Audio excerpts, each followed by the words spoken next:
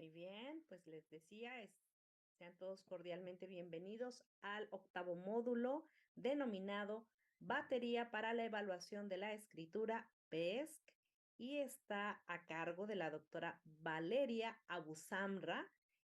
Ella, bien saben, es doctora en lingüística por la Universidad de Buenos Aires y doctora honoris causa por la Universidad de Chubut.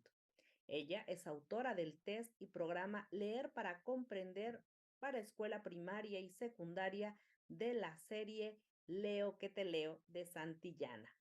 Autora también de la batería BEST para evaluar la escritura y del libro Neurociencias y Educación, que recibió la mención de honor al mejor libro sobre educación del año. Así que estamos muy contentos en el Instituto Umbrales de contar con la cátedra de la doctora Valeria. Así que pues, estamos convencidos que este también será un gran día de aprendizaje como lo fue ayer. Bienvenidas y bienvenidos. Abran sus cámaras, por favor. Queremos verles y sentir la cercanía a pesar de la distancia. Doctora, este es su grupo. Bienvenida. Muchísimas gracias, Gisela. Buen día nuevamente a todos, a todas. Un gusto estar otra vez. No sé si van a pensar lo mismo después de 4 horas de escucharnos y de 4 horas más por escuchar, pero bueno, vamos a intentar que sea un sábado productivo. No sé en las ciudades en las que ustedes están. Aquí está lluvioso, está como para estar adentro, así que no cuesta tanto estar dando una clase un día sábado. Eh, pero bueno, espero que ayer hayan aprovechado mucho también el espacio de Ángeles. Les cuento algunas cositas que tienen que ver más con la bibliografía y con algunas cuestiones más prácticas. Lo que hicimos fue lo siguiente. Le enviamos a Gisela, por un lado, bibliografía complementaria, ¿está bien? Sobre las distintas cosas que estuvimos viendo. Yo sé que a ustedes les interesaba especialmente todo lo que tenía que ver con la intervención en producción de textos, con lo cual Angie me mandó 3 referencias bibliográficas que yo se las envié. Yo adjunté un artículo sobre léxico, un artículo sobre vocabulario en la comprensión de textos, la importancia del vocabulario en la comprensión de textos, y un artículo general también sobre habilidades lingüísticas culturales. Así que todo eso va como información complementaria, como bibliografía complementaria. Si alguno quisiera alguna cosa diferente o algo extra, me escriben o a través de Gisela me avisan y yo les envío lo que necesiten. ¿Está bien? Esa es la primera cuestión que quería compartirles. En segundo lugar, contarles un poco cómo va a ser la dinámica del día de hoy. Nos quedan algunas cuestiones para ver sobre procesos y una vez que terminamos con estos procesos, vamos a entrar directamente en la batería de evaluación de la escritura. Vamos a ir viendo un poco de qué se trata cada una de las pruebas y por qué incorporamos esas pruebas, qué permiten visualizar, y vamos a llegar, digamos, con toda esta parte, con toda esta revisión de procesos y de las pruebas incorporadas al primer corte. Una vez que pasemos el corte, lo que vamos a hacer es también, tiene Gisela para distribuirles algunos escritos para trabajar de manera directa sobre los escritos, y también tiene la presentación, esta que ustedes están viendo, el PowerPoint de la presentación, para que puedan ir viendo un poco las pautas de puntuación que vamos a ir repasando entre todos y tengan como parámetros para poder volcar eso a los escritos. Y entonces vamos a armar grupos pequeños de a 3 o 4 personas y cada grupo va a trabajar con estos escritos puntuándolo como para que en la última hora de trabajo podamos poner entre todos en común las puntuaciones que pudieron asignar y las dudas o dificultades que pudieran surgir. ¿Está bien? No sé si hay alguna duda sobre estos aspectos generales. Mientras yo abro el PowerPoint, eh, pueden preguntarme lo que necesiten. Yo creo, uy, no, me fui. Nos fuimos para adelante. Ahí vamos. Gisela, ¿se ve bien ahí? Sí, doctora, está maximizada y lo vemos con claridad. También les aviso a las estudiantes que acabo de enviar esta presentación a nuestro grupo de WhatsApp. Si alguien no lo tiene, por favor, hágame saber en un mensajito privado, por favor. Bien, esto les va a servir no solamente para tenerlo después, sino para poder hacer este trabajo práctico que yo quisiera que hagamos entre todos en los grupos más pequeños, y yo voy a ir pasando por cada uno de los grupos para ir viendo cuáles son las dificultades que surgen. Como lo mismo que el día de ayer, cualquier duda, cualquier cuestión que quieran preguntarme, me paran y me preguntan. A veces veo la mano levantada, si no la veo, no tengan miedo de desmutearse y preguntarme lo que necesiten. ¿Está bien? No hay ningún problema. A veces estoy tan concentrada que no veo la mano levantada y entonces sigo de largo. Así que me frenan todo lo que quieran. Habíamos llegado ayer, más allá de que un poquito nos adelantamos, porque en realidad todo lo que presentó Angie tiene que ver con uno de los niveles. Decíamos esto, decíamos, cuando uno se enfrenta a la tarea de escritura, en realidad tiene que tener en cuenta 4 tipos de procesos diferentes, más otras funciones mentales superiores. Dentro de estos 4 procesos están los procesos léxicos, ligados al léxico mental, que es lo que veníamos viendo hacer, procesos sintácticos y semánticos, que tienen que ver con lo que Angie presentó, con este modelo de planificación escrita, donde lo que se tiene en cuenta es el contenido y cómo voy a transmitir ese contenido, y procesos motores que vamos a repasar rápidamente en un ratito también. Muy bien. Entonces, estábamos con el tema del léxico mental. No sé si se acuerdan, y decíamos que el léxico mental es esa memoria de largo plazo donde está guardada toda la información, es decir, información sobre sonidos, fonológica, sobre la ortografía de las palabras, sobre los aspectos morfosintácticos, es decir, qué tipo de palabra es, al lado de qué otro tipo de palabra podría ir. Si estamos hablando de un artículo no puede ir al lado de otro artículo, sino que tiene que ir al lado, tiene que estar modificando un sustantivo. Toda esa información está guardada en el léxico mental, e información también sobre el significado, ¿está bien? Entonces decíamos, el léxico es esta memoria de largo plazo, donde están todas las entradas léxicas, todas las palabras almacenadas. Dijimos también que podían ser muchísimas estas palabras, que era dependiente de lo cultural, pero que básicamente se estimaba que una persona de alta escolaridad podía manejar un número de entre 60.000 y 80.000 palabras, lo cual hacía que el léxico fuera un objeto de estudio, un objeto digno de estudio, diría yo, ¿está bien? Es decir, que es importante abordarlo. Este que está acá es un modelo teórico, habíamos empezado también a verlo. Yo no voy a detenerme demasiado, tal vez, no sé si lo conocen o no lo conocen, no sé si ya lo vieron, no sé, Gisela, si en alguna otra clase vieron el sistema lexical, o no sé si en las clases, y no sé si en las clases, por ejemplo, sobre lectura, vieron algo de modelos de doble ruta. Sí, eso sí, bien. Esto que están viendo acá es la base del modelo de doble ruta. ¿Está bien? El sistema lexical, una parte sola, esta parte que ustedes ven acá, es justamente constituye el modelo de doble ruta. Habrán visto ustedes, y a mí me importaba simplemente que ustedes pudieran visualizar esto. Cómo está constituido, qué información está guardada y por qué aparecen estas vías para explicar los distintos déficits. Pero si ustedes vieron el modelo de doble o triple ruta de lectura, es interesante porque de acá es de donde surge.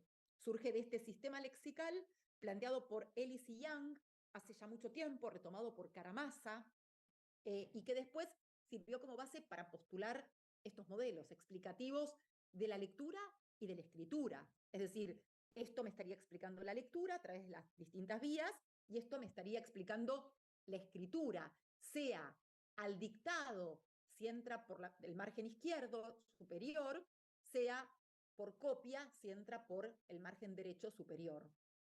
Entonces, simplemente para repasar, este sistema lexical está formado por un sistema propiamente lexical, que sería sistema semántico más los 4 léxicos que ustedes ven a los costados, ¿está bien? Si yo tomo la flechita con el puntero, ¿se ve lo que yo estoy marcando? Sí, bien. Entonces, Un sistema semántico único, es decir, en este sistema semántico está almacenada toda la información sobre el significado de las palabras. ¿Está bien? Y tengo además 4 léxicos. Un léxico de entrada auditivo, a veces se llama léxico fonológico, a veces de input fonológico o de input auditivo. Un léxico de entrada, pero básicamente lo que tiene es toda la información sobre las palabras que alguna vez escuchamos. ¿Está bien? Tenemos también un léxico de entrada visual. Este léxico de entrada visual tiene incorporadas todas las palabras que alguna vez vimos y registramos también. ¿Se acuerdan que ayer yo les mostré un gráfico que demostraba a cuántas palabras se enfrentaba un niño o una niña que leía 1 minuto por día, 5 minutos por día o 20 minutos por día? Ese leer tanto tiempo por día y enfrentarse a un número de palabras hace a la constitución de este léxico de entrada visual. Entonces, este léxico está precedido por un sistema de análisis visual. ¿Qué hace este sistema? Es un poco la puerta de entrada al léxico mental, a este diccionario mental. El sistema de análisis visual analiza el estímulo, de pronto yo le escribo la palabra casa y entonces me dice, sí, pase, porque eso es una palabra. O yo le doy la palabra rueta, como creo que decía ayer, una de las palabras que no existen, y el léxico me dice, pase igual, porque, es decir, no pase acá, pase por otro lado, pero puede pasar porque también se trata de una unión de letras. Ahora, si yo le muestro una bicicleta, como ustedes ven en el medio, no puede entrar por el sistema de análisis visual de las palabras. Entra por otro mecanismo, que es el mecanismo que le permite procesar los estímulos más pictóricos. Ahora, si yo les pregunto a ustedes, casa es una palabra, no entra por el sistema de análisis visual, sino que entra por un sistema de análisis auditivo. Ustedes escucharon, entran al léxico de entrada auditivo y me dicen, sí, es una palabra. Si no es una palabra, probablemente vayan por un camino exterior y puedan repetirlo. Si yo les digo rueta, que no es una palabra, pueden repetirlo, pero pueden repetirlo sin entrar al léxico de entrada, porque esa palabra no está en el léxico. ¿Está bien? Entonces, tienen un sistema de análisis auditivo, un sistema de análisis visual, un léxico de entrada auditivo, un léxico de entrada visual, un sistema semántico único y amodal, es decir, no distingue entre información fonológica y ortográfica, sino que es el mismo para ambos casos, y después tienen un léxico de salida de habla y un léxico de salida ortográfico o grafémico, de acuerdo a la tarea que vayan a realizar. Si van a repetir o van a leer, si van a escribir al dictado, por ejemplo. ¿Está bien? Entonces, el sistema lexical propiamente dicho es el que está constituido por los 4 léxicos y el sistema semántico. Es decir, estos 5 componentes del medio. Todo lo que está alrededor es perilexical o sublexical. Y esto es importante después para entender modelos como el modelo de doble o triple ruta de lectura, porque como ustedes habrán visto, los caminos para la lectura son varios. Yo leo casa y puedo leerlo a través de establecer correspondencias entre grafemas y fonemas, digo Q, A, S, A, ¿está bien? Lo escucho y digo, sí, es una palabra, ¿está bien? O lo leo en voz alta. Pero también puedo decir casa, lo veo de un golpe, entro al léxico mental, activo el significado porque, como yo les decía ayer, no lo puedo evitar. Cuando yo los hago leer casa, ustedes leen casa y activan el significado, y después o bien lo leen o bien me dicen si es una palabra. ¿Está bien? Es decir, las rutas posibles para la lectura o posibles para la escritura son varias. Y esto es lo que hace o lo que permite explicar los trastornos o las alteraciones a nivel de la lectura o de la escritura que se presentan a nivel del desarrollo, es decir, no se desarrolló la vía específica, o a nivel adquirido, es decir, una persona que que tuvo una lesión cerebral, que había adquirido la lectura y que de pronto no puede leer más. O no puede leer algunos aspectos. Hay personas, por ejemplo, que pueden seguir leyendo casi todo, pero no las palabras, pueden seguir leyendo todo por la vía perilexical. Entonces, en español esto no es tan complicado, pero no podrían leer las palabras irregulares, porque la irregularidad de las palabras está guardada en este léxico de entrada visual.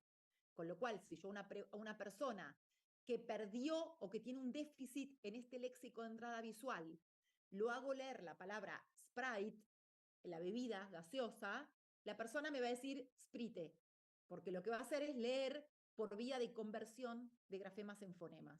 ¿Está bien? Entonces, este tipo de modelo lo que me permite es explicar el rendimiento de una persona en todas aquellas tareas que impliquen procesamiento léxico. Es decir, yo puedo explicar cualquier tarea que implique procesamiento de palabra aislada. Ahora, yo con esto no puedo explicar cómo lee una persona un texto, cómo lo comprende, cómo comprende una oración, porque este es un modelo simplemente pensado para procesamiento de palabra aislada. Y acá es donde está guardada la distinta información que yo les decía del léxico, ¿está bien? Información sobre significado en el sistema semántico, información en el léxico visual, información ortográfica, pero también hay información sobre otras variables que son muy importantes cuando uno arma una prueba y que son, por ejemplo, la información sobre la frecuencia de uso de una palabra, o la información sobre la composición morfológica de una palabra, o la información sobre longitud de una palabra, son todas las variables que entran en juego cuando yo proceso palabras aisladas. Y esa información está guardada en algún punto de este sistema lexical. Esto es muy intuitivo y me facilita mucho la interpretación, porque si lo que yo digo es, en este punto, en el léxico de entrada visual, hay información ortográfica, pero también hay información de frecuencia de uso. ¿Saben lo que es la frecuencia de uso? Ahí veo algunos gestos que sí, que tienen que ver con la cantidad de veces que se enfrentaron a una palabra. Es decir, esa palabra, en realidad, la frecuencia de uso se estima de la siguiente manera, se calcula de la siguiente manera. Se trabaja con una cantidad límite de palabras. Supónganse que yo digo 5 millones de palabras, tomadas de subtítulos de películas, diarios, revistas, manuales escolares, novelas, todo material escrito y distinto tipo de material, más formal, menos formal. Entonces, ¿qué hacen? Hoy en día es muy fácil, porque con la computadora es muy fácil, pero cuando los recuentos se hacían hace 50 años, era todo mucho más casero, mucho más difícil de juntar, porque ¿qué hacían? Sobre un total de 5 millones, de 1 millón, de 500.000 palabras, estimaban cuántas veces aparecía la palabra casa, madre, taza, mediante, los, con, etcétera, etcétera. Entonces lo que decían es, esta palabra tiene una frecuencia de aparición de 1.500 sobre 5 millones. Esto es muy importante porque en realidad, cuando yo tomo una prueba, cuando yo voy a analizar un déficit, es muy importante saber si aparece algún efecto de este tipo. El efecto de frecuencia es un efecto que aparece muy habitualmente en el rendimiento de personas que tienen algún tipo de trastorno a nivel léxico. Ese efecto de frecuencia hace que las personas respondan mejor, lean mejor, reconozcan mejor palabras más frecuentes que menos frecuentes. Y si yo les preguntara a ustedes, ¿cuál les parece que es la palabra más frecuente del español? ¿Qué me dirían? ¿Cuál es la más frecuente? ¿Cuál creen que es la más frecuente?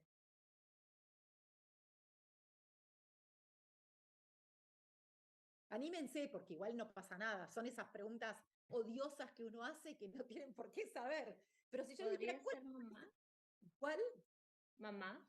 Mamá puede ser. A ver, ¿cuál más? Esperen que acá escribieron. Ahora sí lo vi. De, muy bien. Para, muy bien. Fíjense esto, coca, sí, también está bueno, depende de la edad, Agua, ¿no? es agua. Depende de la generación. Muy bien, exactamente, las palabras más frecuentes son las que se conocen como palabras funcionales. ¿Cuáles son las palabras funcionales? De hecho, la palabra que aparece como más frecuente en el español en un diccionario de frecuencias es el no. Y después el él, después el qué, después el la, y todo este tipo de palabras que tienen una frecuencia de aproximadamente 26.000 sobre 5 millones. Es decir, aparece 26.000, 27.000 veces sobre 5 millones. Ustedes piensen que esas palabras funcionales, son de alguna manera las que estructuran el esqueleto del discurso. ¿Está bien? Y son las más frecuentes porque realmente aparecen muchísimas veces. Miren qué notable. En realidad, son las más frecuentes, pero son de adquisición más tardía. Cuando ustedes hacen un análisis de cómo se adquiere el lenguaje, yo creo que si ustedes visualizan, no sé, 2 millones de niños adquiriendo el lenguaje, ninguno va a empezar por la palabra él o por la palabra la. La palabra no podría llegar a ser, pero la palabra él o la no, porque primero se adquieren y se producen las palabras de contenido, sustantivos, verbos, adjetivos. Después, posteriormente, se empiezan a incorporar, pero se empiezan a incorporar ya no como palabras aisladas, sino acompañando estas palabras de contenido. Un niñito puede empezar a decir, no sé, agua, para decir quiero agua, pero después empieza a decir, no sé, agua, a agua. Es decir, algo que acompañe a agua y que está representando el artículo. Pero siempre las palabras funcionales son de adquisición más tardía. Aún así, poco a poco se constituyen en las palabras más frecuentes de la lengua. ¿Está bien? Entonces, todas estas palabras y toda esa información sobre las palabras, si son de contenido, si son funcionales, está almacenada en los 4 léxicos de los que yo les hablaba. Los 2 léxicos de entrada, los 2 léxicos de salida. Está almacenada esa información y ¿cuál es la evidencia de que eso está almacenado de manera diferencial? Son los pacientes con lesiones cerebrales que tienen trastornos complementarios y entonces yo me encuentro con un paciente A que pierde la capacidad de producir palabras de contenido, pero mantiene las funcionales, por ejemplo, los pacientes anómicos. ¿Se acuerdan que yo ayer les decía, esos pacientes que pueden decirme es lo que va en el pie, puede ser de tela, de cuero, tener cordones, o puede ser de vidrio, de plásticos para poner líquido y tomar de él y no me pueden decir vaso? Los pacientes anómicos tienen problemas para recuperar palabras de contenido. Frente a esta población de pacientes con un déficit anómico, hay otros pacientes que tienen un déficit para poder recuperar y procesar las palabras funcionales. Eso es lo que constituye un cuadro llamado agramatismo, que hace que en general es parte de lo que es la fascia de Broca, que lo que hace es que la persona no pueda procesar o producir palabras funcionales. Entonces, lo que producen es un habla ciertamente tarzanesca o telegráfica y me van a decir, venir hospital hoy. ¿Está bien? Es decir, la pérdida específica de un tipo de palabra o de otro me hace saber que esa información en el léxico tiene que estar organizada de manera diferencial. Eso es lo que se conoce un poco como modularidad. Cuando hablamos de modularidad de la mente, hablamos de módulos que son específicos de un dominio y que hacen que yo procese la información diferente si se trata de palabras funcionales o de palabras de contenido. También podría decir, bueno, las palabras se almacenan siguiendo otros parámetros. Por un lado los sustantivos, por otro lado los verbos. Y sí, hay pacientes que pierden la capacidad de procesar verbos, pero no sustantivos, y viceversa. ¿Está bien? Toda esa información está guardada en este léxico. Este léxico que ustedes ven acá. Esperen que, ahí vamos. Estas son las vías para... Yo les hablaba del efecto de frecuencia, lo dejo, pero en realidad era simplemente para mencionárselos. Fíjense, simplemente con ver esto, cómo actúa el efecto de frecuencia. Ustedes acá tienen 2 listas que mezclan palabras y no palabras. Lean ustedes estas listas y díganme cuál les cuesta más. Léanlas para ustedes y después me dicen cuál les cuesta más.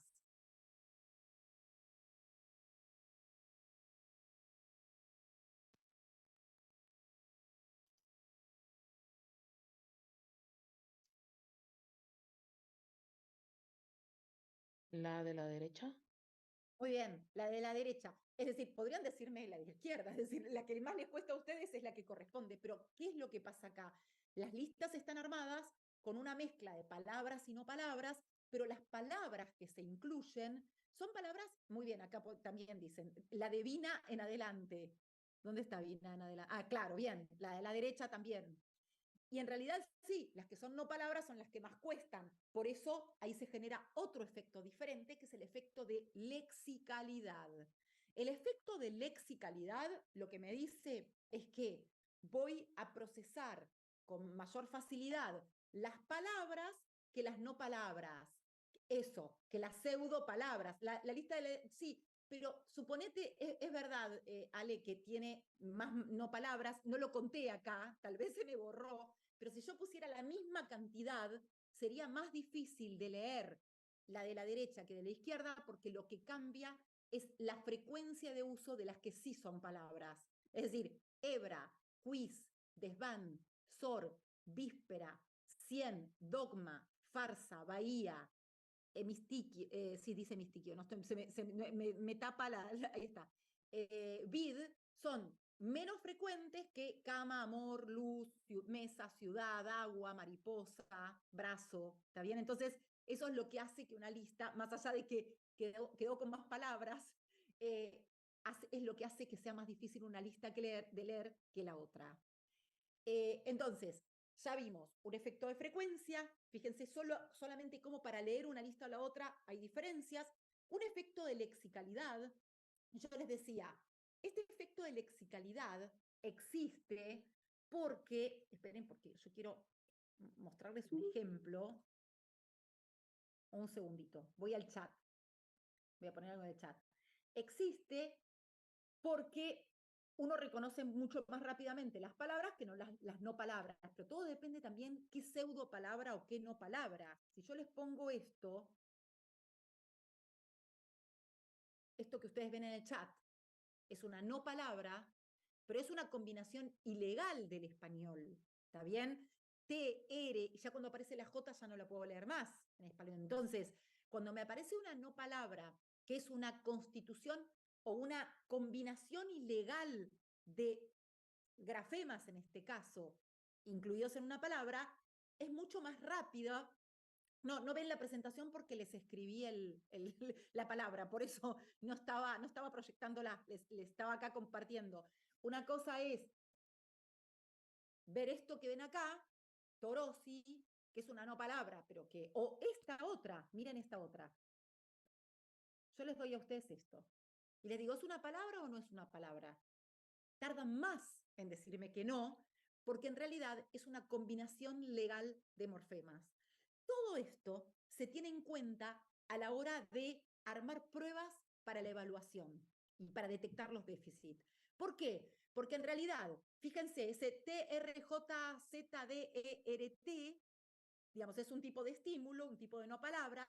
Torosi es otro tipo de no palabra, una constitución, una combinación legal de sílabas, diría yo, y demación es la que a mí me permite entender que el procesamiento que hacemos de la información es un procesamiento morfológico. La dividimos en raíces y afijos. Entonces, ¿qué hacemos? Decimos, dema es una raíz posible para el español. Sion es un afijo posible para el español. Cuando uno dema y sion, digo, no es una palabra. Pero entonces tardo más en decir que no es una palabra porque hago un análisis morfológico de esas palabras. Cuando yo tengo una persona que al leer, por ejemplo, una persona que tiene una alexia, estoy pensando en la paciente que nosotros tenemos, que tiene una alexia fonológica, es decir, tiene anulada la vía perilexical y lee por la vía interna, pero le cuesta mucho leer este tipo de no palabras, y entonces lo primero que hace es lexicalizar, como tiene que leer sí o sí por esa vía directa que tiene almacenadas palabras. Cuando yo le doy demación, me dice presentación, pero no es. Es como que sabe que ahí dice otra cosa, pero no lo puede producir. Lo que hace es una descomposición morfológica de esos estímulos. ¿Está bien? ¿Queda más o menos claro ahí? Me preguntan si no, ¿está bien? Ahí vamos. Gracias, Hay maestra. otros efectos, bueno, hablábamos del efecto de lexicalidad, hay efecto de la edad de adquisición o del orden de adquisición, como yo les decía, de las palabras funcionales y de las palabras de contenido. Hay un efecto de longitud. Voy a mencionarles los efectos más importantes. Un efecto de longitud, se procesan más fácilmente las palabras cortas que las palabras largas.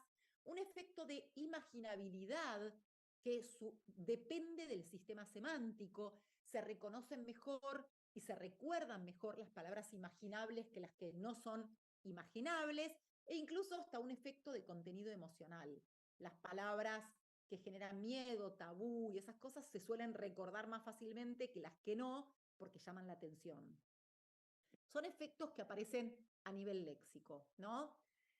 Ahora, ¿por qué abordar, sea para la escritura o sea para cualquiera de las habilidades lingüísticos culturales, sea para la producción como para la comprensión de textos? ¿Por qué es tan importante esto de abordar el léxico mental o lo que comúnmente se llama vocabulario, y cómo impacta el desarrollo del vocabulario sobre el desarrollo también de las habilidades lingüísticas? Esto está muy claro que impacta de manera directa. Hay estudios muy interesantes realizados en lo que se llama, en el ámbito de lo que se llama alfabetización temprana u hogareña, también esa alfabetización inicial, que es sumamente interesante, porque cuando yo les pregunto a ustedes, ¿en qué momento empieza la alfabetización? Nosotros tenemos que pensar en ir un poquito más atrás de la instancia en la que el chico o la chica se incorporan a la educación formal y son alfabetizados. Hoy en día se sabe que todo lo que ocurre en el hogar, en instancias tempranas del desarrollo del niño, esta, como yo les decía, alfabetización hogareña, temprana, emergente, es la alfabetización que se genera en el con el núcleo, en el seno de la familia, en el seno del hogar en el que viven estos niños. Y hay trabajos muy interesantes que muestran que la cantidad de palabras que escucha el niño en estos primeros años de vida en su hogar van a afectar de manera directa la forma en que desarrollen la lectoescritura. Y no solamente esto llevó a que un grupo de investigadores, incluso en Estados Unidos hay un grupo de Harvard que está liderado por John Gabrieli y donde trabaja Rachel Romeo, que lo que estudiaron es lo que se conoce como esta brecha de las 30 millones de palabras, porque lo que ellos encontraron es que niños de contextos, de hogares muy desfavorecidos socioeconómicamente, llegaban al momento de insertarse en la educación formal con hasta 30 millones de palabras menos escuchadas que niños de contextos más medios o altos. ¿Cómo calculaban esto? ¿Qué hacen? Por ejemplo, yo trabajo en un centro en el cual la directora del equipo trabaja con todo lo que es el desarrollo de narrativas y vocabulario en niños muy chiquitos de comunidades aborígenes. Entonces, ¿qué hacen? Van al lugar, colocan grabadores durante un tiempo determinado, es decir, van una vez por semana, colocan grabadores en el ámbito con todo el permiso y con todas las exigencias éticas que esto tenga, ¿está bien? Pero colocan grabadores en el lugar y lo que registran son todos los intercambios lingüísticos que tiene el niño con el adulto con el que viva. ¿Está bien? Porque lo que importa acá no es solamente esta brecha de las 30 millones de palabras. Lo que se estimó es que, supónganse que es algo así, si niños de hogares de clase socioeconómica alta y media alta escuchan unas 2.300 palabras por día, niños de hogares medio bajos escuchan unas 1.200 palabras por día y niños de hogares muy desfavorecidos escuchan unas 600 palabras por día.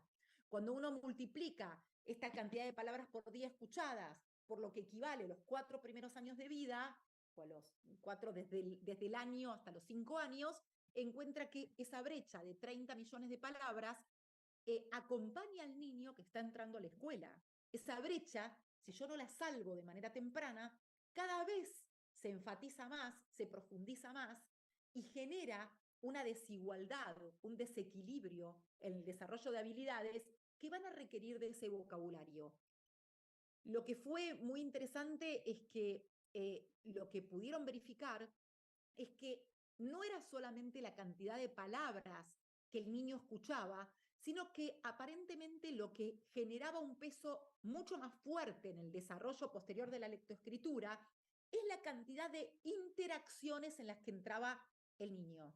Es decir, cuánta era el habla dirigida directamente al niño. Y eso llevó a hacer una serie de estudios, de investigaciones, que a mi criterio son interesantes, que tienen grandes limitaciones, pero que son muy interesantes, como por ejemplo unas investigaciones que se hicieron ya hace unos años en Estados Unidos, en algunas zonas muy pobres, donde se trabajó con la incentivación del vocabulario en supermercados. Y entonces lo que se hizo fue, se aprovechaba la instancia en la que los padres iban con sus hijos al supermercado, y en el supermercado había carteles que decían, por ejemplo, si le hablas a tu hijo, vas a poder mejorar las habilidades lingüísticas que él tiene, le vas a ayudar a mejorar sus habilidades lingüísticas. Y en las distintas góndolas aparecían preguntas, por ejemplo, ¿cuál es tu verdura favorita? ¿De dónde viene la leche? Eran preguntas con dibujos muy llamativos que incorporaban para incentivar a los padres a hablar con los niños. Lo que encontraron es que la cantidad de habla, digamos, intercambiada entre adultos y niños fue realmente diferente, significativamente diferente, cuando esos carteles estaban colocados y había informantes que miraban y que seguían lo que ocurría y veían que los adultos les hablaban a los niños. Todo esto es sumamente importante porque fíjense que, como pueden ver a partir de todos estos resultados, es un factor de desigualdad que comienza de manera muy temprana y que después es muy difícil de revertir. No va a ser lo mismo a los efectos ni de la lectura ni de la escritura un niño que tenga un vocabulario rico y bien organizado y con mucha información de la que tiene que tener, que un niño o una niña y después un adolescente y después un adulto que tengan un vocabulario restringido. Entonces, fíjense cómo ya desde el seno de la familia y de lo que se llama alfabetización hogareña, ya empieza a repercutir lo que ocurre a nivel del vocabulario. Por eso, para mí es tan importante entrar en este tema del léxico mental y del vocabulario, porque es uno de los factores predictores más fuertes de las habilidades de comprensión de textos y de producción de textos. ¿Está bien? Y acá hay dos, eh, hay dos conceptos que son interesantes. En primer lugar, decirles que la contribución del vocabulario o el efecto del vocabulario se da en todas las instancias de escolaridad. Ayer ustedes me lo decían, no recuerdo quién había hecho la observación de la dificultad que tenía el vocabulario más, digamos, disciplinar. ¿Está bien? Creo que eras María Elena vos. Sí, bien, todavía me acuerdo. Bien, es decir, en todas las instancias de escolaridad se verifica el efecto predictor que tiene el vocabulario. Incluso cuando uno dice, bueno, ya en la escuela secundaria, no, en la escuela secundaria sigue siendo un predictor muy importante. En la universidad sigue siendo un predictor muy importante. Hay dos conceptos relacionados con el vocabulario y con el léxico mental. Yo ayer les decía, ese léxico mental tiene que ver con la cantidad, es decir, es una memoria donde están guardadas todas las palabras que conozco de una lengua. Pero la información es diferente. Yo puedo decirles a ustedes, a ver, déjenme pensar. ¿Escucharon alguna vez la palabra serendipia? Busqué una muy difícil, algunos dicen sí.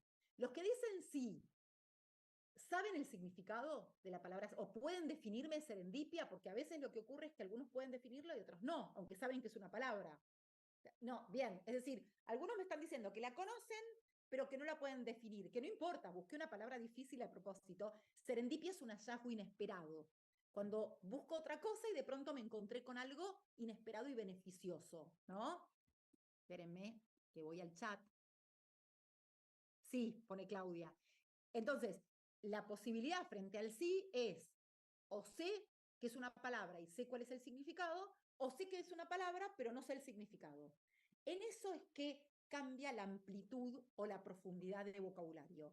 Una cosa es un vocabulario amplio, es decir, conozco que es una palabra y la tengo almacenada, y otra cosa es tener un vocabulario profundo, es decir, conozco la palabra y conozco el significado. Y eso es lo importante. Y los predictores son diferentes. Por ejemplo, en realidad, la amplitud del vocabulario receptivo, es decir, para la comprensión, predice la decodificación. Sería esto. Miren acá.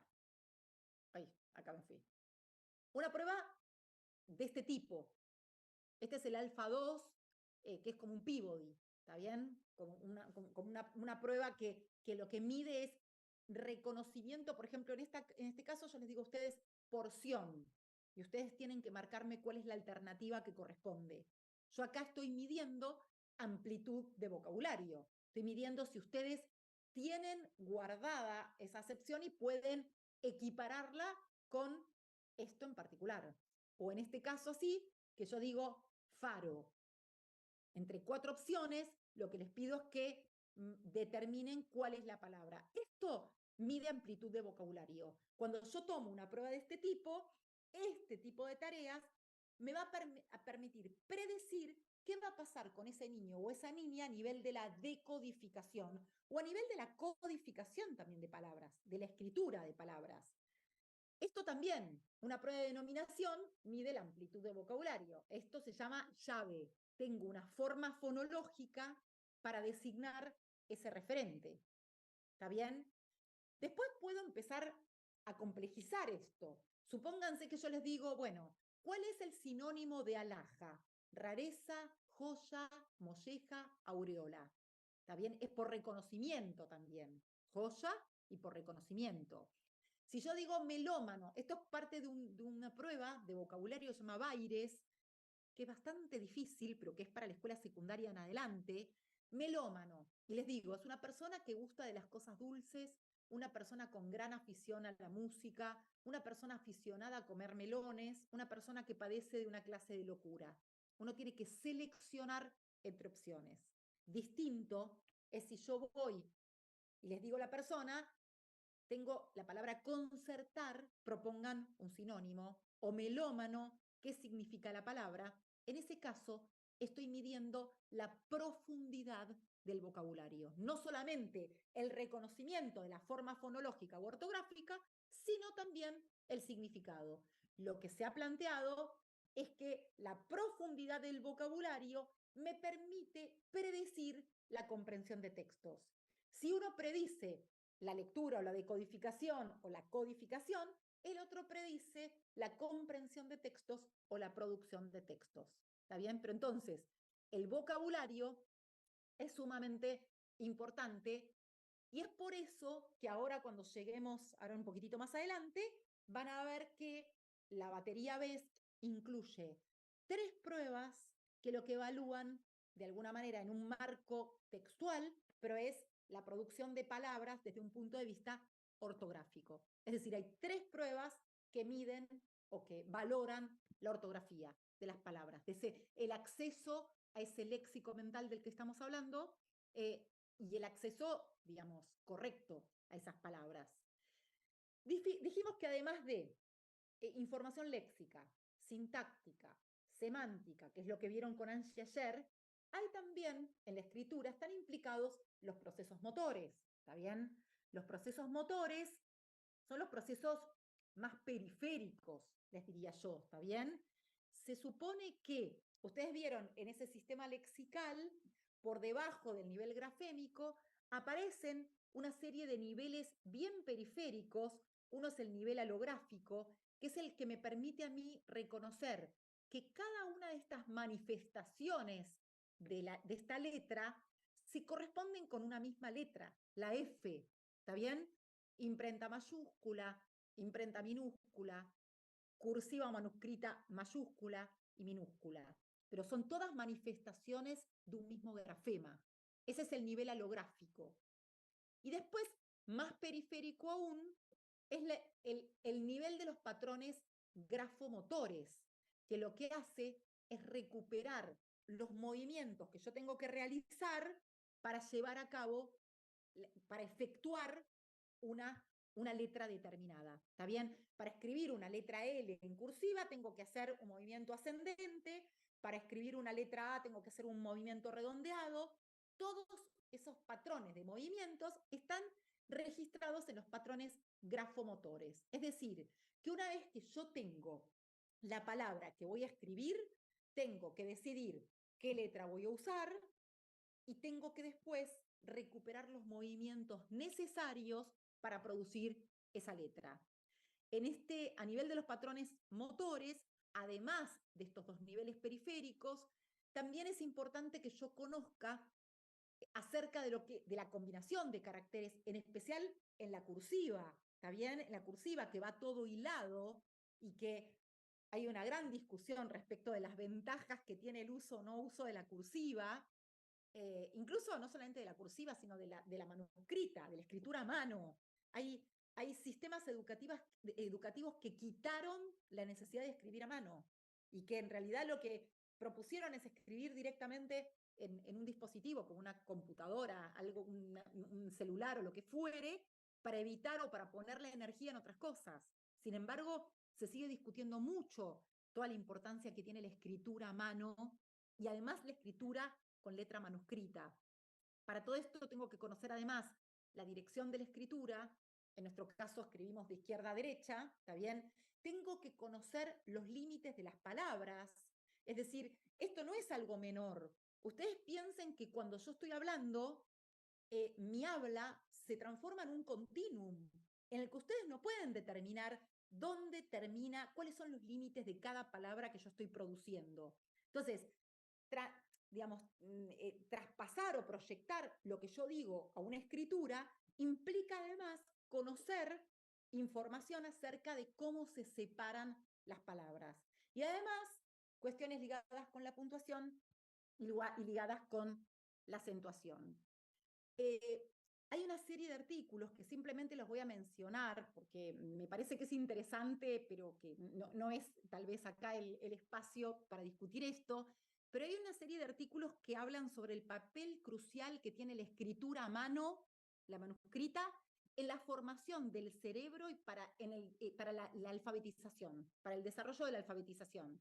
Hay una serie de trabajos, en especial de Karin James y de todo su equipo, que lo que plantean es que la experiencia de escribir a mano puede tener efectos significativos en la capacidad de los niños pequeños para posteriormente reconocer letras.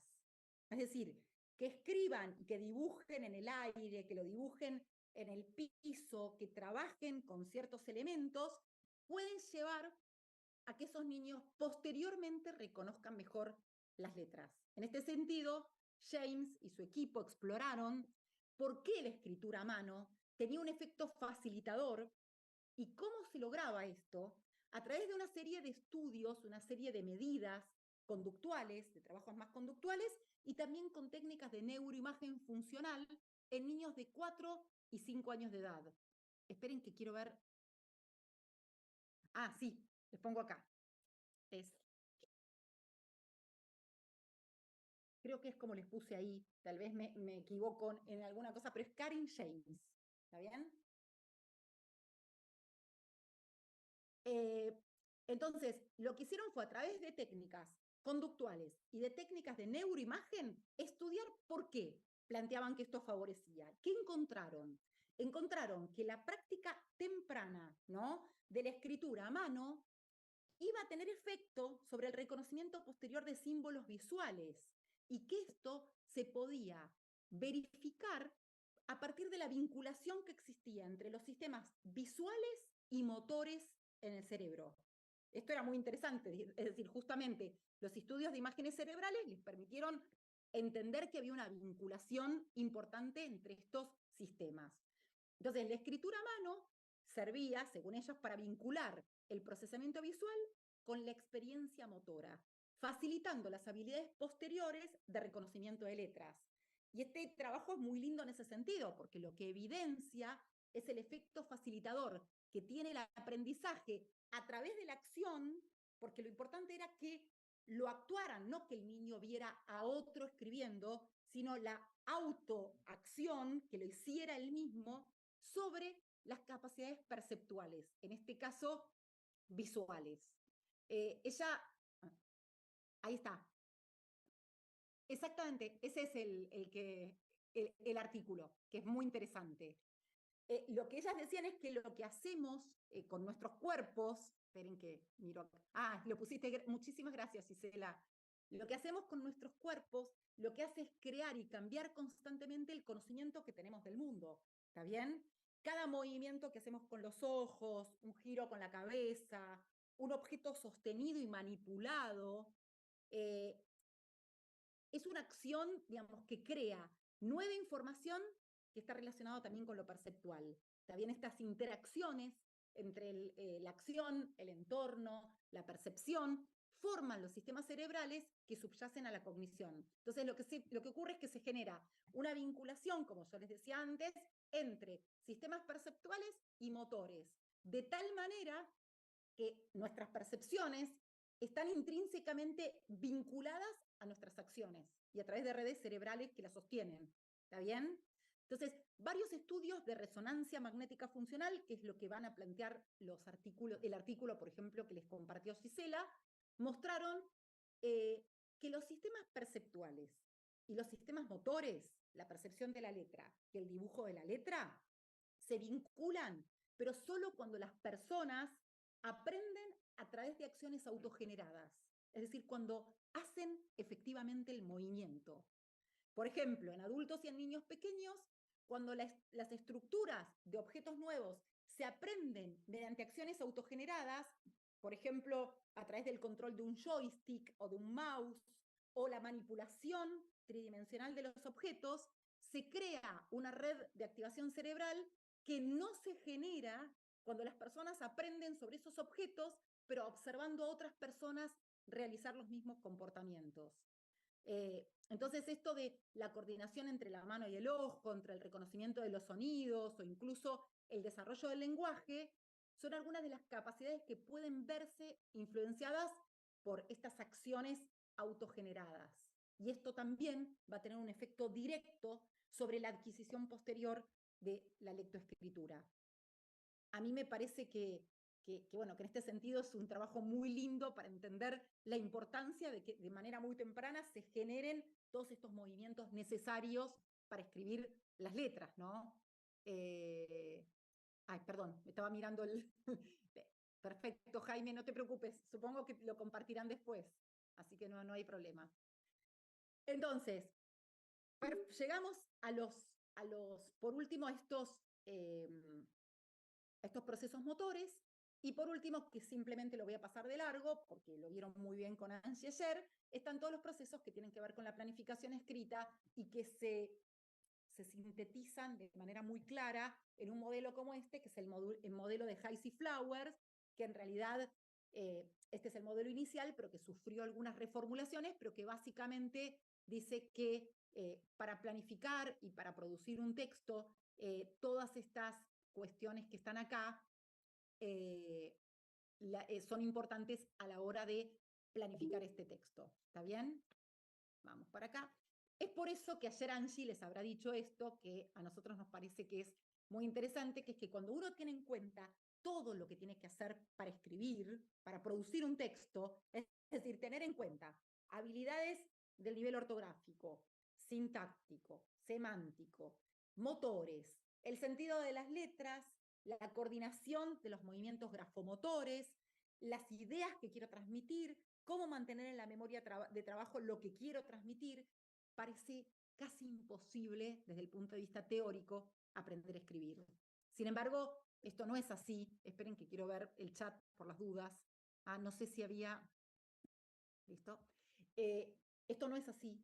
Afortunadamente, todo aquello que tiene que ver con las habilidades lingüístico-culturales como la lectura, la escritura, la comprensión y la producción de textos son habilidades que se ven beneficiadas por la enseñanza explícita y por la práctica.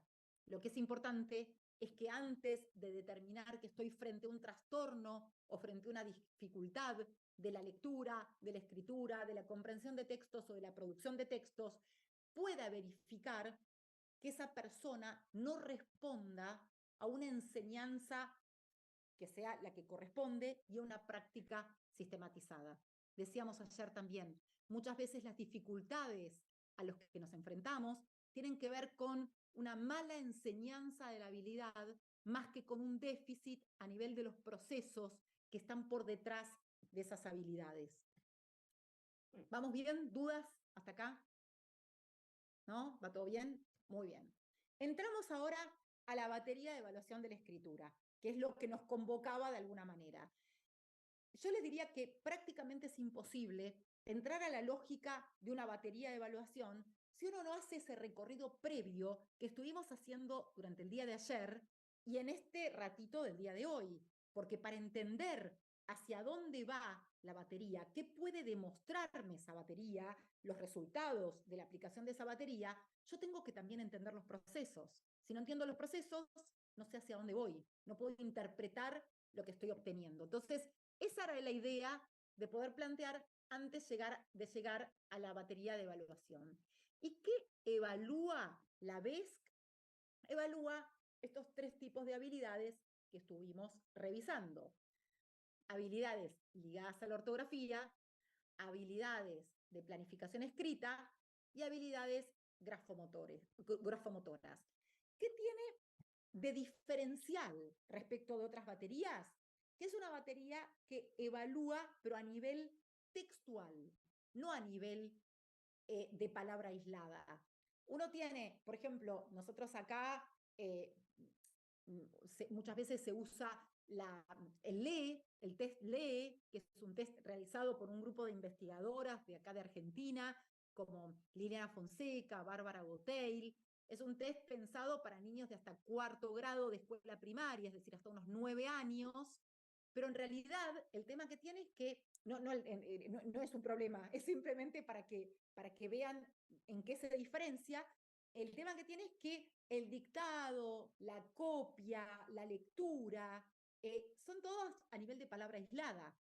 Entonces, en ese sentido, son pruebas, o la PROESC, son pruebas que no son tan ecológicas como una prueba que lo que valora es la palabra aislada, pero en un marco oracional o textual, o el dictado, pero en un marco textual, o la copia de un texto y no de una palabra. Entonces, lo que tiene como característica esta batería, y que obviamente tiene que complementarse con la evaluación de palabras aisladas, eso es importante, es decir, a mí me sirve mucho saber cómo está el estado de esa habilidad de procesamiento de escritura de palabras aisladas, pero no es con esta batería que yo voy a poder visualizarlo. Esta es una batería que pretende ir un poquito más allá de la palabra aislada y por eso trabaja a nivel oracional y a nivel textual.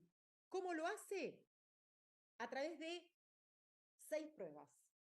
3 pruebas que son, esperen que las vamos a poner así, 3 pruebas que son del nivel ortográfico, dictado de texto, dictado de oraciones con palabras homófonas no homógrafas, por ejemplo, hasta con H y hasta sin H, o hola con H y hola sin H, o seda con S y seda con C, dentro de una misma oración, 2 palabras homófonas no homógrafas. Suenan igual y se escriben diferente.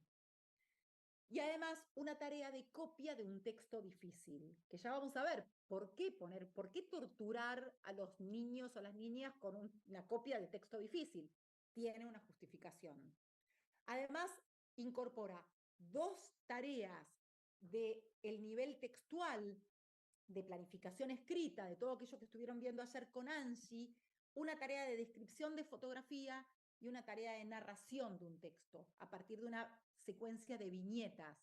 ¿Por qué 2 tareas? Porque son 2 tareas que toman como punto de partida un estímulo diferente. Y eso hace que sea más sencillo escribir un tipo de texto más que otro. ¿Está bien? Cuando yo les doy a ustedes una fotografía y les pido que describan, en esa escritura no hay ningún parámetro del que ustedes se puedan tomar. En realidad tienen que empezar por donde les parezca a describir. El mejor escritor tal vez toma decisiones más acertadas de describir primero lo que está en primer plano y después en el segundo plano, pero no hay una forma específica de describir. En cambio, cuando yo narro una secuencia de viñetas, como yo ahora les voy a mostrar, esa narración está guiada temporoespacialmente, temporalmente, por esos dibujitos que yo les voy presentando. Entonces hay trabajos que se han realizado, por ejemplo, a nivel de poblaciones con niños con déficit atencional, que muestran que es más fácil escribir una narración de un texto guiada por viñetas que de una fotografía donde yo no tengo ningún orden y tengo que establecerlo yo sola el orden. ¿Está bien? Por eso es que se incorporan o se incluyen dos tipos textuales diferentes. Hay estudios muy lindos y hay incluso yo después se los voy a compartir, me olvidé de compartírselos. El año pasado publicamos un estudio muy simple, muy chiquitito, en el cual comparábamos el rendimiento en estas dos tareas, qué es lo que pasaba en estas dos tareas. Y por último, una prueba de evaluación de la velocidad grafomotora, de esto que hablábamos al final y que decíamos es la habilidad como más periférica, que consiste en 3 tareas que ya van a ver de qué se trata, pero que básicamente lo que mide es eso, la velocidad en la escritura manual de ciertos estímulos. Estas son las tareas que están incorporadas en el léxico mental, por mirar acá, espérenme, dije el léxico mental, espérenme que voy a cerrar esto un segundito, así no me suena nada. Recuerden hacer lo que les dije de la mente errante, de lo que implica leer en el celular. Bueno, yo estaba hablando con ustedes y entró una alarma porque estaba activado el WhatsApp web y me distrajo. Bien, entonces, estas son las tareas implicadas en la batería BEST. ¿Qué tienen como característica? Que pueden ser utilizadas a nivel educativo o a nivel clínico. La toma es muy sencilla, muy sencilla. Lo difícil es la evaluación, la puntuación de estas pruebas. Pero no es difícil porque quisimos hacerlo difícil, sino que es difícil porque no encontrábamos cuáles eran los mejores parámetros para considerar a la hora de evaluar. Entonces, por eso es que yo ayer también les comentaba que la realización de esta batería nos llevó aproximadamente entre 5 y 6 años de trabajo. Las tomas las teníamos, las pruebas las teníamos hechas, pero no teníamos todo desgrabado, todo analizado y no sabíamos cómo estructurar la puntuación para que realmente reflejara algo que fuera útil. Muy bien, vamos prueba por prueba, porque la idea después es darles algunos escritos, como yo les había dicho antes, y que ustedes puedan puntuar esos escritos. Yo no sé si alguno de ustedes usa la batería o no la usa. Las pruebas son pruebas que ustedes podrían tomar de cualquier parte. Lo único que tiene digamos, de particular esta batería es que tiene datos normativos, que tiene un baremo contra el cual ustedes pueden contrastar. Yo lo que les voy a mandar después, lo que les va a mandar Gisela, es por un lado los escritos y por otro lado una cosa que a nosotros nos ayudó muchísimo y que es una grilla de Excel donde uno vuelca los resultados y todo lo que tiene que después comparar lo hace la grilla sola, porque es una grilla automatizada, donde vuelcan un dato así puro, un número puro, y la grilla hace todo el trabajo por uno, y lo que queda es simplemente armar después el informe. Primera prueba, dictado de un texto. Y les decía, sirve a los efectos educativos o los efectos clínicos, y lo otro que es importante saber es que lo que tiene de bueno es que puede ser tomada toda de manera colectiva. No necesito estar tomando individualmente. Entonces, eso es interesante porque, bueno, porque puedo tener 30 evaluaciones o 40 evaluaciones no sé, en general nosotros lo tomamos en 3, por lo menos en 3 sesiones diferentes, pero no porque no se pueda tomar en menos, sino porque se cansan. En especial la prueba de dictado es una prueba que agota bastante y que hace hasta que les cueste el movimiento. ¿A partir de qué edad, María Elena? Esta batería está hecha para lo que sería nuestra escuela primaria, acá en Argentina, pero no para el primer año de escuela primaria, sino desde el segundo. Sería desde los 7 años hasta los 12. Acá nosotros la escuela primaria En Argentina, de acuerdo a la jurisdicción, tiene 6 años o 7 años. ¿Está bien? En la capital federal tiene 7 años, va de primero a séptimo. Esta batería es para segundo a séptimo, 7 a 12 años aproximadamente. En la provincia de Buenos Aires o en otras provincias, lo que ocurre es que hay hasta sexto grado. Entonces esto sirve hasta primer año de la escuela secundaria. Pero las edades son esas, 7 a 12 años. Prueba de dictado de un texto. Yo les decía, es la prueba como más odiada de todas por los niños y las niñas a las que uno evalúa, ¿no? Porque en realidad no es larguísima. A ver si yo lo veo, les quiero mostrar acá. Por ejemplo, esta es una, pero en realidad sí es larga. Es decir, para el que no está acostumbrado a escribir, se hace largo. Lleva unos 15 minutos dictar este texto y cuando llegan al final, dicen que les duele la mano, pobre, y uno muere de la pena, pero en verdad es extensa porque es la prueba de base. Lo que dicen, nosotros desarrollamos esta prueba con un grupo de Italia, de la Universidad de Padova, Cesare Cornoldi, Ana Re, Patricio Tresoldi, que vienen trabajando desde hace mucho a nivel de la escritura, y ellos son los que han planteado que la prueba de dictado de texto es la prueba por excelencia para saber cómo está la escritura. ¿Está bien? Si yo veo que esta prueba está mal, yo tengo que avanzar sí o sí con las otras pruebas que voy a plantear. Claro que cuando uno empieza a tomar, dice, una vez que tomé esta prueba de dictado, ya tomo las otras porque son mucho más sencillas de tomar y puedo comparar. Pero la prueba en la que yo tengo que poner toda la energía a la hora de analizar qué pasa es la prueba de dictado de texto. ¿Por qué una prueba de dictado de texto? Bueno, porque constituye la situación más natural por la que pasa un estudiante, ¿está bien? Que es escribir un texto y no es escribir una palabra aislada. Por eso es importante que esta batería tenga un formato de tipo textual. Y me da la ventaja esto de dictar un texto que está estructurado. ¿Por qué es importante esto? Porque esto es lo que pone en evidencia problemas ortográficos, pero en contexto, y además problemas de segmentación léxica. Esto que yo les decía, el habla es un continuum que no tiene límites establecidos entre las palabras, y entonces en la escritura es cuando yo puedo ver si estos límites ya se adquirieron. Con lo cual, si yo le dicto palabras aisladas, no puedo ver qué pasa. Yo, por ejemplo, tengo varios de los niños más pequeños, escriben de las, todo junto, de las. ¿Está bien? Entonces, o hay palabras enteras que están segmentadas. Ese tipo de error me va a permitir a mí saber también la instancia en el desarrollo de la escritura que está el niño o que está la niña. Por eso es que es una prueba de dictado. ¿Cómo se lleva a cabo esta tarea? Se dicta ese texto que ustedes vieron antes, respetando el ritmo habitual. Me van a preguntar qué es el ritmo habitual, y es una pregunta que es importante, y tiene que ver con que cuando nosotros entramos a tomarla, le pedimos ayuda a los docentes a cargo de cada curso para que ellos dictaran tal cual estaban ellos habituados a dictar, ¿está bien? Porque de pronto yo llego a un tercer grado, tal vez dicto un ritmo que es mucho más rápido que el que pueden seguir, y entonces no me sirve lo que estoy tomando. Entonces, cuando hablamos del ritmo habitual, es el ritmo al que la docente está habituada a dictar un texto determinado. Por eso es que siempre pedimos ayuda al docente a cargo. Y en realidad, lo que se dictan o los materiales son para toda la batería 3 fragmentos. Un fragmento cada 2 años o 2 grados. Uno para segundo o tercero, otro para cuarto y quinto y otro para sexto y séptimo, que varían de acuerdo a esas variables que veíamos antes, cuando veíamos las variables que afectan al léxico mental.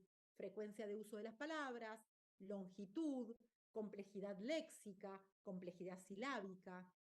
¿Está bien? Siguen esos parámetros. Entonces, la instrucción dice lo siguiente, les voy a dictar un texto breve, escuchen atentamente porque voy a leer solo una vez cada oración y cada palabra, no puedo repetir.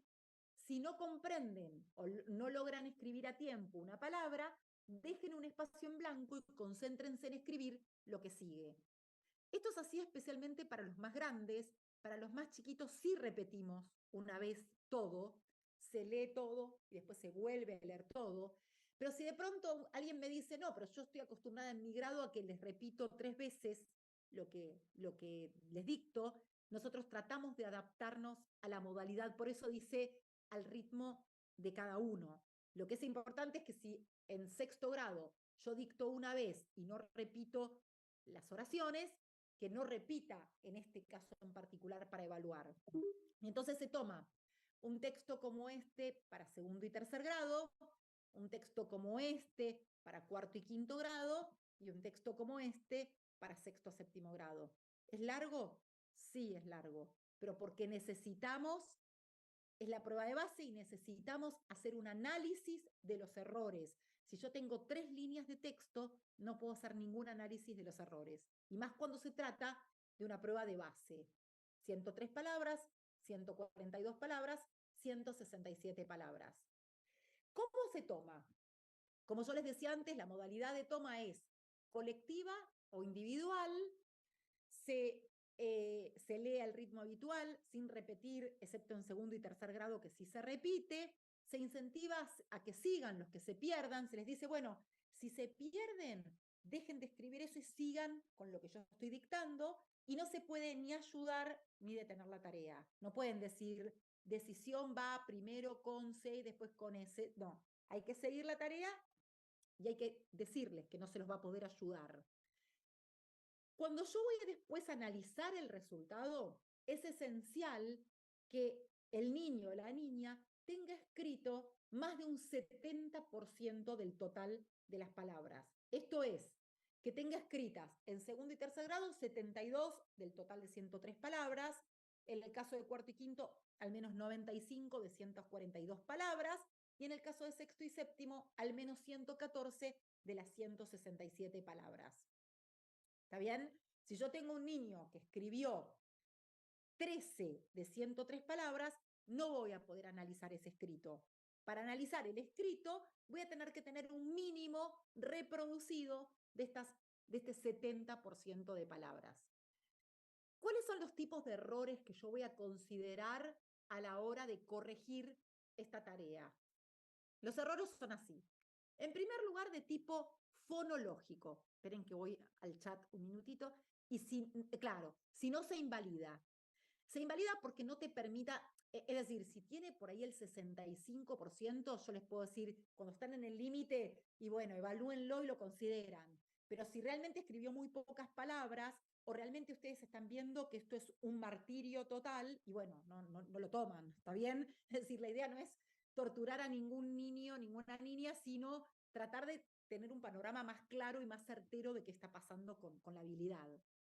Los errores que se van a registrar son fonológicos, ortográficos, como ven acá, o de segmentación, de tildación, palabras inapropiadas y proporción, esperen que voy acá, porcentaje de palabras escritas. Estos son como los elementos que voy a tener en cuenta a la hora de analizar cada una de las producciones. ¿Cómo? De la siguiente manera. ¿Qué es un error fonológico? Un error fonológico es un error en el que se omite una letra, se agrega una letra, se cambia una letra por otra o se dan vuelta 2 letras, pero que no constituye un error ortográfico. Es decir, no es sobre las letras que generan un error ortográfico. Ya lo van a ver cuando lleguemos a la parte ortográfica. Por ejemplo, si yo digo osuro, si escribo osuro en lugar de oscuro, lo que estoy haciendo es omitir o quitar un grafema, en este caso la letra C. Osuro por oscuro cuenta como un error fonológico. Si el error es por adición, en lugar de decir pelusas, digo peliusas, estoy adicionando o agregando la I, también es un error fonológico. Si sustituyo una letra por otra, en lugar de verdes, digo vertes, es un error fonológico. No va a ser fonológico si yo en lugar de decir verdes, como ven a la derecha, pongo verdes pero con B larga. En ese caso va a ser un error ortográfico. ¿Está bien? Pero cuando la sustitución es de la D por la T, en este caso es fonológico. Y además hay errores de transposición que implican dar vuelta a los sonidos, en lugar de decir animales, decir alimanes. ¿Está bien? Entonces lo que hice fue cambiar letras de lugar. Lo que cambié acá es la N y la L. Hice una transposición. Todos estos van a ser errores fonológicos, que van a ser siempre los errores que voy a valorar en primer lugar. Los que más me van a interesar son los errores fonológicos. El segundo tipo de error está constituido por los errores ortográficos o de segmentación. ¿Cuándo se da un error ortográfico de segmentación? Cuando se sustituye un grafema por otro que es homófono, es decir, que suena igual, aunque se escriba diferente. Gente con J en lugar de gente con G. Parecido con S en lugar de parecido con C. ¿Está bien? Estos serán errores ortográficos. Lo mismo que aquellos que implican un error en el grafema H. ¿Está bien? Poner Asia sin H en lugar de Asia con H. Pero ojo, que también es un error si yo tengo la palabra, déjenme pensar, arena y le pongo una H. Es decir, no es solamente el no incluir el grafema H, sino también es el incluirlo cuando no corresponde. ¿Está bien? Eso también sería un error ortográfico. Y además de segmentación. Yo les decía antes, escribir de las, todo junto, por de las, que son dos palabras. Estos son los errores ortográficos. Son los segundos en importancia. Los primeros son los fonológicos, los segundos son los ortográficos. ¿Por qué estoy estableciendo un orden de importancia? Porque ya van a ver que no voy a atribuir a una misma palabra muchos errores. Voy a atribuirle un solo error en general, y ese error va a ser lo que se llama el error más preponderante. En esa preponderancia está primero el fonológico, después el ortográfico, después viene el error de tildación. El error de tildación consiste en la omisión, es decir, la quita, o no se presenta, la adición, el agregado o el cambio de ubicación errónea de la tilde. Por ejemplo, decir había, acá parece ser una tilde, pero no es el tipo de letra. Decir había por había, o decir domésticos por domésticos. Cambié de lugar la tilde, no incluí la tilde, o le agregué una tilde a lo que no lleva. Dueños con acento, con tilde en la E, por dueños que no lleva tilde. Ese es el tercer error en importancia. Fonológico el más importante, ortográfico el segundo, de tildación el tercero. ¿Cuál es el cuarto tipo de error? Palabras inapropiadas. Es decir, son palabras que están bien escritas, pero que no se corresponden con lo que yo dicté. Por ejemplo, peleando por pelando o costillas por cosquillas. Generé un error, pero en ese error generado se planteó una palabra existente y eso hace que sea una palabra inapropiada. Y por último, lo que voy a tener también en cuenta y que es importante es el porcentaje de palabras escritas. Es decir, voy a contar cuántas palabras escribió el niño, si el total es 107. Sí. Cuando mencionas que en peleando por pelando cuenta como como inapropiado, yo lo hubiera calificado como de omisión. ¿Por qué no se puede calificar como de? Espérame que vamos al error. Acá está. Peleando, es decir, la palabra es pelando y la persona dice peleando, con lo cual sería una adición, pero está bien lo que estás diciendo. Exacto, está bien. ¿Cuál es el tema? Eso va a ser así, omisión, adición, transposición, cuando el resultado del error no sea una palabra, sea una no palabra. ¿Está bien? Si en lugar de pelando yo digo pelanido y agregué una I, ahí sí es un agregado. Pero cuando como resultado me da otra palabra, yo digo que es un error de palabra inapropiada. La diferencia es esa. Si generas o no generas una palabra. ¿Está bien? Muchas Ahora, gracias. No, pregúntenme todo lo que quieran, pues yo sé que esta parte es densa, pero es importante de saber. Eh, Esa pregunta era muy importante, así que gracias, Eva, por formularla. Eh, Eso es importante saber. Si da como resultado de una palabra, va a ser una palabra inapropiada. Si da como resultado una no palabra, va a ser un error o fonológico, o ortográfico, o de tildación, de acuerdo a lo que esté afectando. ¿Está bien? Y el porcentaje de palabras escritas, yo les decía, supónganse que tenemos 100 palabras. Si la persona escribió 10 palabras, voy a decir que escribió el 10% del total. Y ahí es cuando yo voy a tener que establecer si voy a poder analizar o no voy a poder analizar el escrito. En general, cuando se trata de tomas en el nivel educativo, esto es posible.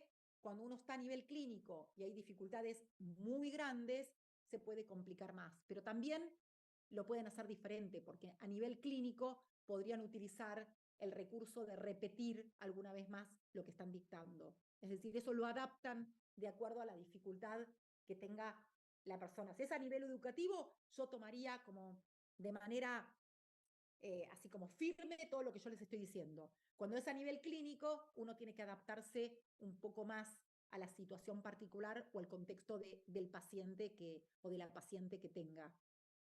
Muy bien.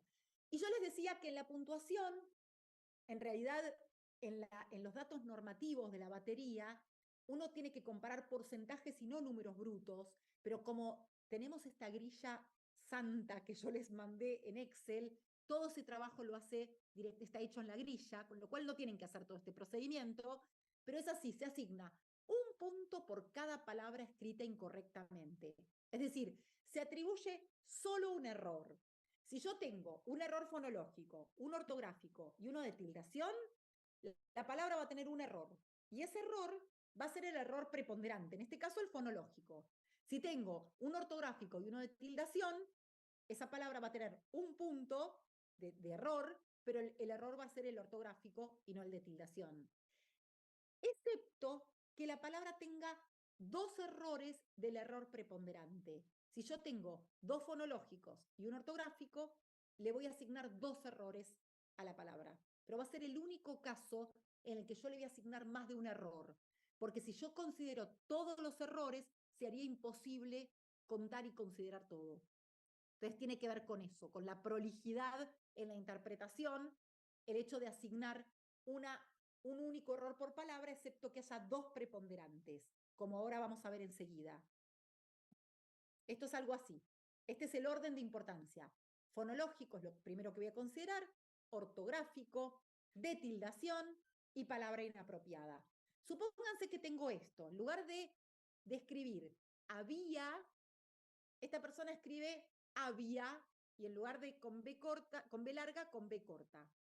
Acá, ¿cuántos errores consideran que hay?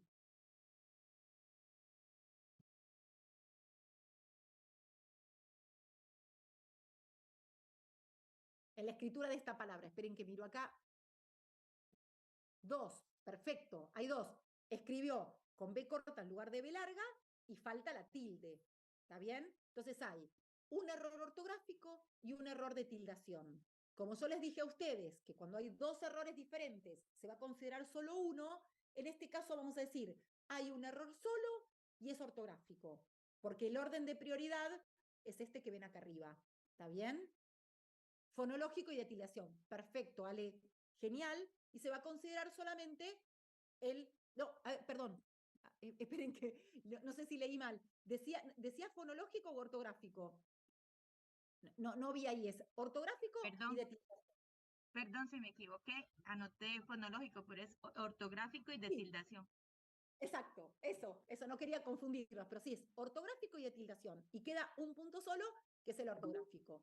Vamos a otro ejemplo. En lugar de hartazgo, escribe atrasgo. Estos son errores que produjeron nuestros estudiantes cuando escribieron, ¿no? Acá, ¿cuántos errores hay? Hartazgo va con Z, eh, hay una transposición de letras, en lugar de decir hartazgo, dice atrasgo, cambian la T y la R, va con H, pero va con Z, es decir, tenemos dos errores una vez más, ¿no? uno ortográfico y uno fonológico. ¿Estamos de acuerdo? Entonces, ¿cuál van a considerar de los dos acá? Si yo les digo, van a asignar un punto, ¿qué error van a tener? Sí, ¿y cuál va a ser? ¿Ortográfico o fonológico? Fonológico. Les leo los labios, pero a ver, déjenme ver acá. Muy bien, fonológico. Bien, gracias Silvia. Perfecto. Vamos con este otro. En lugar de fingen, con G y sin tilde, pone fingen. ¿Acá cuántos hay? Otra vez hay dos. Un ortográfico y uno de tildación. ¿Qué van a considerar? El ortográfico. Muy bien. Entonces es uno solo y el ortográfico. Y acá tienen bolsillo. Cambia la B, larga por corta, y la S por C. Muy bien. Acá son entonces 12. Si hay dos errores, pero vamos a considerar los dos errores. ¿Por qué? Porque los dos son del mismo tipo. Los dos son preponderantes. ¿Está bien? Si yo además de esto tuviera una tilde y la persona escribió bolsillo, esa tilde no la voy a considerar, pero sí voy a considerar los dos errores ortográficos. ¿Se entiende? ¿Sí? Pregúntenme si no se entiende. No hay ningún problema en frenar y volver a explicar. Yo sí tengo dudas ahí. A ver, sí. En ese sentido, ¿puedes regresar Sí, perdón. la letra? Perdón. Claudia, Bolsillo, era bolsillo. Ale, ahora te contesto, lo de bolsillo con... Espérame, que... ¿A cuál? ¿A bolsillo? Ahí está. A bolsillo, sí. Ajá. Ahí, entonces ahí se puntúa con 2 puntos porque son dos preponderantes. Exacto. Ok. Cuando decir, son la repetición. Cuando son dos preponderantes, si vos tenés dos errores, pero uno es más importante que el otro, considera siempre el más importante. Cuando son los dos parejos, suponete que tenés dos de tildación, le pones 2, porque son dos del mismo nivel. Exacto. Ok, perfecto. Y Ale, que preguntaba, creo que era Ale, que preguntaba, ¿qué pasa si bolsillo lo escribe así como lo ven acá, pero además con Y en lugar de con L, con doble L? En ese caso van a considerar 3, porque son 3 preponderantes. ¿Está bien? Parece medio chino, pero en realidad es la única forma que uno tiene de tener control sobre lo que está puntuando. Entonces, de esa forma se va a considerar siempre un error cuando se traten de errores diferentes, pero cuando hay repetidos 2 errores o 3 errores de la misma categoría y esa categoría es la preponderante, se va a considerar el número total de esos errores preponderantes. ¿Está bien? Perfecto. Bien, Eva. Tengo otra duda. Duda regresando a la palabra de hartazgo, si mal no recuerdo. ¿Esa no entraría también como palabra inapropiada? Es que atrasgo no es ninguna palabra. El resultado no es ninguna palabra. Es palabra inapropiada cuando el resultado del error te da otra palabra. Ya, con los significados.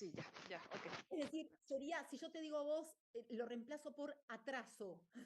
También ahí tenés te da como resultado una palabra que existe. Y en ese caso, sí sería. Palabra inapropiada es solamente cuando el resultado es una palabra. Si no, o fonológico, o ortográfico, o de tildación. ¿Está bien? Perfecto, gracias. Les aseguro que esto es así al principio, pero después cuando le encuentran un poco la vuelta es mucho más fácil. Que algunas cuestiones a considerar. Hubo un error muy grande nuestro, que es que uno de los textos tiene el nombre Cintia, que se puede escribir de muchísimas maneras, con S inicial, con C, con I latina, con Y, con H, sin H. Entonces, la escritura del nombre Cintia no lo consideramos un error, excepto que lo escriba, no sé, con Z al principio, que no existe en ninguna variedad, pero después no es una palabra que especialmente contemos como error, porque, bueno, es una palabra muy poco estratégica para un dictado. ¿Está bien? También no consideramos error si hay una alteración en el orden de las palabras que no cambia el sentido. Fue por eso fue. Si está escribiendo y escribe lo mismo, pero cambia el orden de dos palabras, no lo consideramos error. ¿Está bien? Si el sentido es el mismo. Y además, lo que sí consideramos como error es cuando en lugar de poner por, ponen la X. Eso sí es un error. ¿Está bien? Y en todo caso ponemos palabra inapropiada, pero es error. Fíjense acá un ejemplo.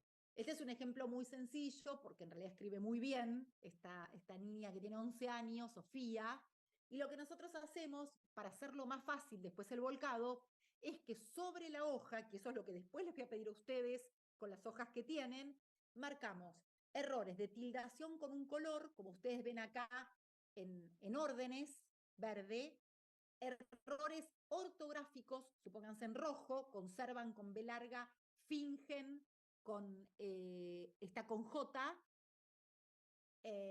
y prodiguan en lugar de prodigan, donde hay un error fonológico porque agregó una U. Entonces lo que hacemos es, marcamos en azul, en verde o en rojo, en los colores que quieran, ¿no? Marcamos los errores para que esto quede muy visible y abajo, en este texto, ponemos cantidad de palabras, porcentaje de palabras copiadas no, sí, escritas, tanto errores de fonológicos 1, errores de tildación 1, errores ortográficos 2, que después es lo que vamos a volcar en la planilla, ¿está bien? O esto que ven acá es más difícil, ¿está bien? Se hace un poquito más difícil, porque hay que entender esta letra también. Dice, un gato como cualquiera, en lugar de cualquiera. Entonces hay errores, María Elena, ya te escucho, ¿eh? Hay errores ortográficos, acá en gato no sé por qué quedó esto así, una vez con S, hacía, fíjense, había con B corta, un gato parecido a muchos otros, pone todo junto, muchos otros, sin distinguir, parecido con S, tibio con B corta, hacían, acá dice que, bueno, acá tengo que tratar de ver, cosquillas, dice acá, cosillas, evidentemente tiene un problema con la Q, y era le pone tilde al era, y era muy, no sé qué cosa más, grande, le falta la R, ¿está bien? Entonces lo que hacemos es marcar todos estos errores, contabilizamos y ponemos 1, 2, 3, 4, 5, 6, 7, 8, 9, 10 ortográficos, 2 fonológicos, 2 de tildación, supónganse. Sí, María Elena, te escucho. Gracias. De hecho, era para reafirmar, pero aprovechando el ejemplo, donde dice era. De hecho, es un error ortográfico, porque no, o sí. No. Es un error de tildación, que agrega una tilde donde no va. Entonces, para reafirmar, si nada más se encuentra ahí un error, y hay dos de tipos de error, el preponderante, si son diferentes en la misma palabra, el que tiene mayor nivel, que es el que se encuentra, pero en este caso, por ejemplo, el fonológico, es un punto. Pero cuando encontramos en la misma palabra, ya sea 2 errores del mismo tipo de error, se ponen 2 puntos. Siempre y cuando sea el preponderante. Si vos tenés 2 errores ortográficos y uno fonológico, vas a poner solo uno fonológico, porque el fonológico es el preponderante. Así es la primera regla. La segunda regla es que en la misma palabra me encuentre 2 errores del mismo tipo, se ponen los 2 puntos. Exactamente. Y si me vuelvo a topar con una palabra que fue la que mencionaste hace ratito, si le hubiera puesto acento, no me acuerdo qué pasa, una palabra, era 3 errores del mismo tipo. Bolsillo. Si hubiera puesto acento, entonces 3 errores del mismo tipo son 3 puntos. Exactamente. Nada más un punto cuando son 2 errores diferentes, pues se le pone cuando es el preponderante 3 o 4 errores, pero se pone el